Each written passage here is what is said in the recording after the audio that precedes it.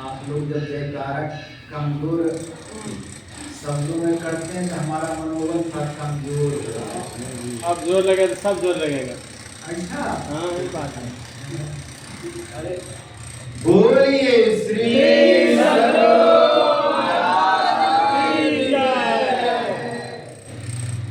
श्री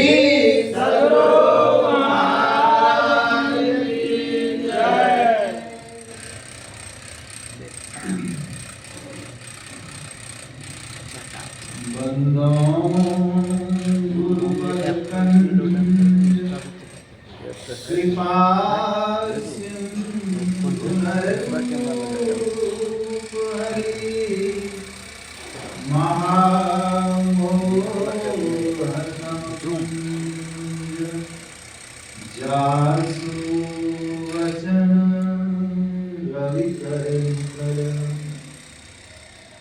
धन्य धन्य सद्गुरु सुखद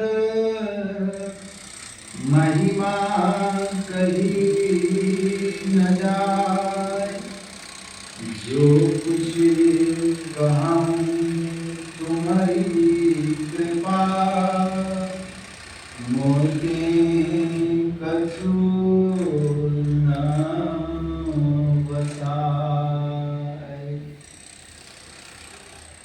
अव्यक्त रूप में सर्वत्र विद्यमान परम पूज्य अनंत श्री विभूषित सद्गुरु महाराज जी के श्री चरण कमलों में कोटि कोटि नमन।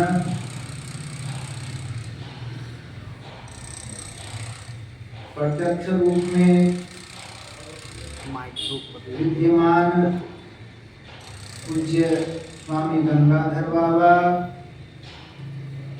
उपस्थित मुद मंगलमय संत समाज,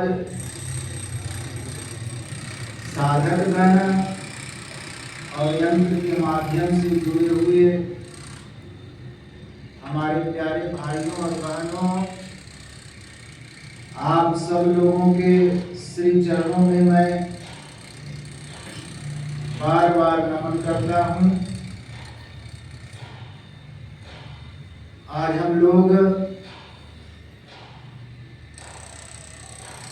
यहाँ ऋषिकेश में सबको पता है कि पक्ष साधना शिविर का आयोजन है। आज उसका दूसरा दिन है। यह ध्यानाभ्यास जैसा कि हम लोगों ने सुबह के पाठ में भी सुना कि ईश्वर प्राप्ति का जो साधन है, यानी ईश्वर प्राप्ति जो कराने वाला है, जो साधन है, जो उपासना है, जो अवलंब है, वह ध्यानाभ्यास ही है। महात्मा बुद्ध ने कहा, ज्ञान के बिना ध्यान नहीं, ध्यान के बिना ज्ञान नहीं। जो ज्ञान और ध्यान दोनों को रखता है वह निर्वाण के समीप है। हमारे गुरु महाराज जी ने बड़ी सोच समझ के बाद, और सिर्फ सोच समझ नहीं, समझा में ही लगा नमूना, बात है सत्य हित की। हम लोग तो भी विचारते हैं, सुनते हैं, श्रवण करते हैं, मनन करते हैं, निधिध्यासन करते हैं, परंतु हमारे परमाराध्य ने अनुभव की वाणी, जब उन्होंने इस तत्व को प्राप्त कर लिया, ईश्वर तत्व को प्राप्त कर लिया, तब उन्होंने कहा, समझा में लखा नमूना, बात है सत्य हित की। यानी संतों ने जो बात कही है, शास्त्रों में जो बात आई है, वह बात बिल्कुल पक्की है, सत्य है,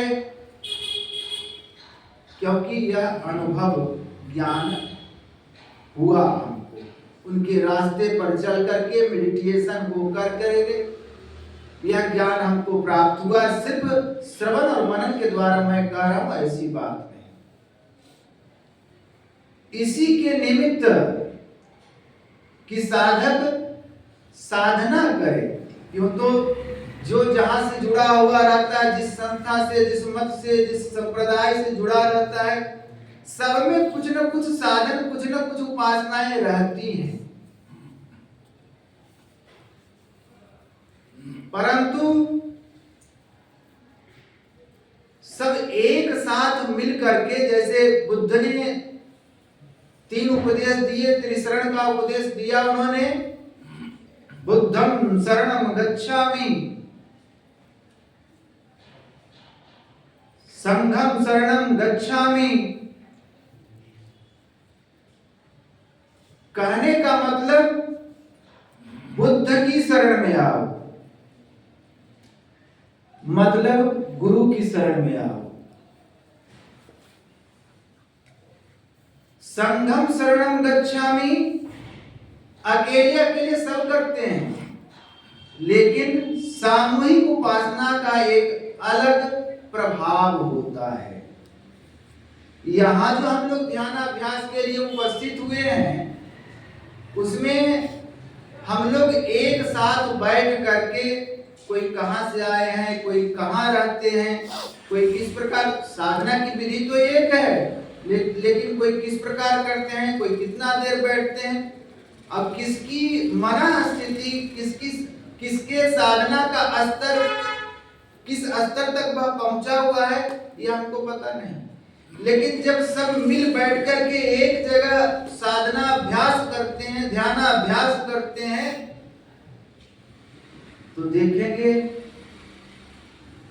कि कभी कभी बहुत अच्छा मन लगता है। कारण अगर अपना मन भाग भी रहा है और दूसरे का मन, जो साधक बैठे हुए हैं, उनका मन सतोगुणी है, मन टिक रहा है, मन एकाग्र हो रहा है, सुखमना में लग रहा है, तो उनकी आभा से,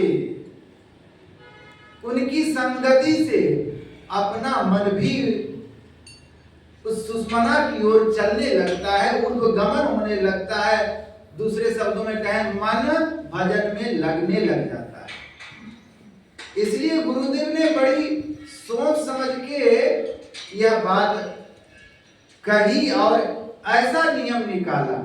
और इसीलिए हम लोग प्रत्येक साल 2 बार गुरु महाराज जी की जयंती के पहले और हुजूर श्री की जयंती के पहले हम लोग इस उनकी परंपरा का और अपने आत्म कल्याण का मार्ग प्रशस्त करने के लिए ध्यानाभ्यास करते हैं।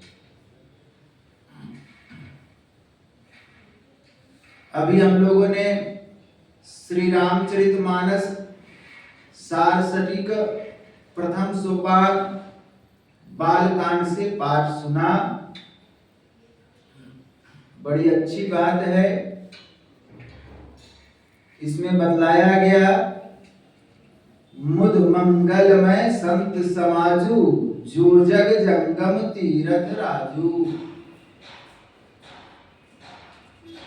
संतों का जो समाज है, मुद मंगलमय संत समाजू, जो जग जंगम तीरथ राजू।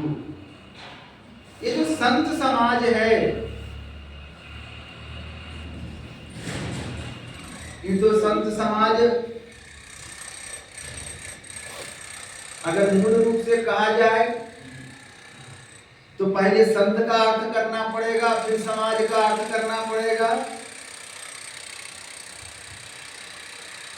वो तो गंभीर अर्थ है। अगर उसका अर्थ भी लेते हैं तो संत कौन? हमारे गुरुदेव ने सरल शब्दों में कहा, शांति को जो प्राप्त कर लेते हैं संत कहलाते हैं।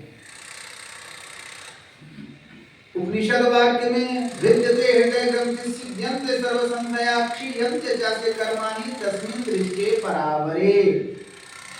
जिसके हृदय की ग्रंथि टूट गई, हृदय की ग्रंथि क्या है? यह जो अज्ञानता है, यह जो जड़ और चेतन जो दो दिख रहा है, यह भी एक समझाने की कला है शास्त्रों। तो ये जड़ और चेतन की जो भिन्न अवस्था है, जो सम्मिलित हो गया है, एक हो गया है,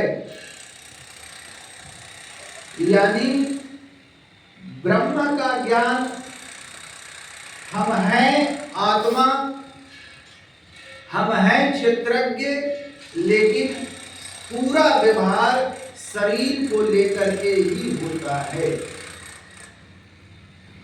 इसी को अविद्या कहते हैं। योग दर्शन में 5 क्लेश बताए जाते हैं: अविद्या, अस्मिता, राग, द्वेष, अभिनिवेश।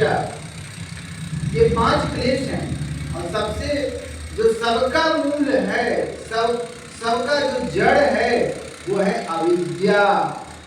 इसी को जो संतत्व को प्राप्त करते हैं, जो उस ईश्वरत्व को प्राप्त करते हैं, जो तत्वज्ञानी होते हैं, उनके ये जो अज्ञानता है, जड़ और चेतन की जो गांठ है, वो दोनों टूट जाती है, यानी अज्ञानता का नाश हो जाता है। उनके लिए वासुदेवम सर्वम हो जाता है, सिया राम में सब जग जानी हो जाता है। ऐसी दृष्टि उनकी हो जाती है। तो हृदय ग्रंथि सर्व संशया, जब उनकी दृष्टि ऐसी हो जाती है तो उनके सारे संशयों का नाश हो जाता है। कोई शंका होता में ही शंका न रही, सत सत्य कहा सत संतो ने। अब कोई